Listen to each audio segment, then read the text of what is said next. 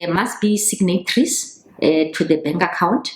In terms of the constitution, it will possibly say who are the signatories to the bank account.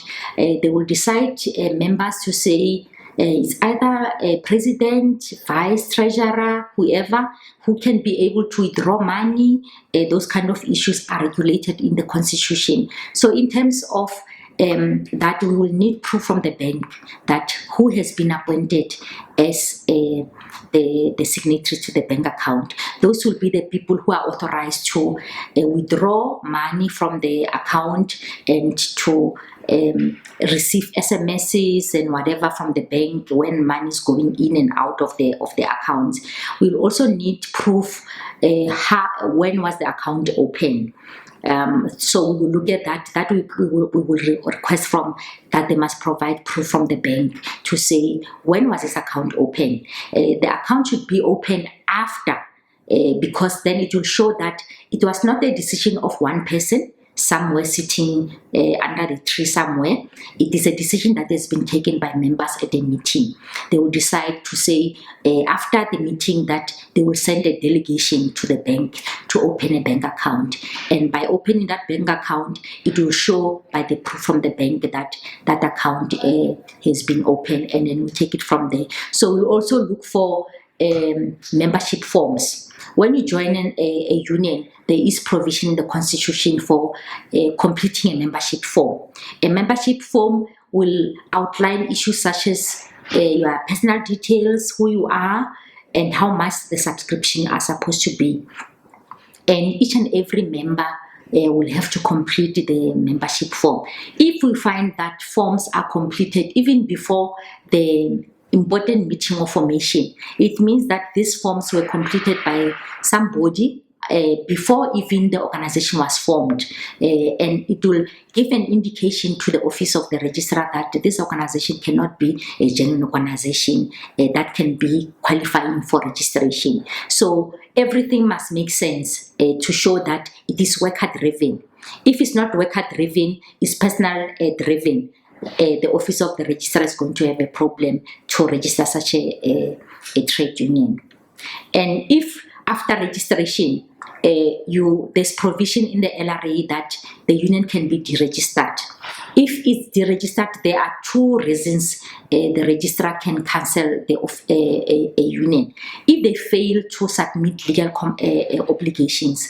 By legal obligations, we mean issues such as audited financial statements. This information is supposed to be submitted on an annual basis. The auditors must be able, who are registered with IRBA, must be able to audit the books of that particular union on a yearly basis, and they must submit that to the office of the registrar. And the office of the registrar, in terms of the LRA, will analyze those financial statements and audited financial statements to check whether there's money that don't know where it's coming from or how it's being used not correctly. So we will be asking those questions which is provided in the LRA, that we can ask any question to get clarity on how money of members are accounted for by the organization. And if we don't get answers from the organization, that could be one of the reasons that the union can be deregistered. The other obligation is submission of the names of office bearers and their work addresses. It's information that they must submit on a yearly basis as well. Whether you are elected for a 3-year term, 2-year term, it doesn't matter, but you must submit that information. If you fail to submit that information, that could be one reason the registration of the union can be deregistered. The other reason, there's information about membership. There's a form that you must, as an organization, must complete to say how many members by year end December.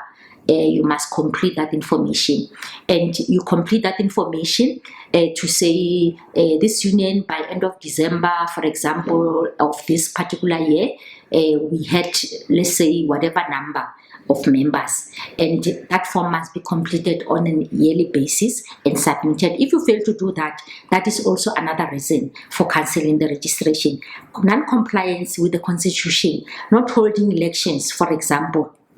is one of the reasons that we can cancel the registration of the trade union. So there's also provision in the LRA that in organizations where when you look at the finances, we find that there's money in the account, like billions of rands or millions of rands. There's provision that besides cancelling, which is a drastic measure, that there's provision to put the union under administration. Then we will apply to the court to put the union under administration. So then the court, if they are in agreement with the office of the registrar, they're going to appoint whoever who's outside the organization to say will be running the affairs of the organization. The purpose of doing that is to make sure that this organization is brought to normality, so that it can continue in representing members. But where the organization, there's a lot of corruption and all those things, or factions, where you don't know which faction is the right one, which is not the duty of the office of the registrar, then in most of those cases, the option that will be available will be to cancel, because it is going to cause a chaos in the labor market. Because when this faction goes to an employer, the other faction goes to the same employer, the employer won't know who is the union, and on that basis, even the office of the registrar won't know who is the union, so to speak, because the union is a body corporate. You cannot be a union and be cut in half, where there's other group that are calling themselves the union, the other ones are calling themselves. It's not our duty to mediate between the two groups,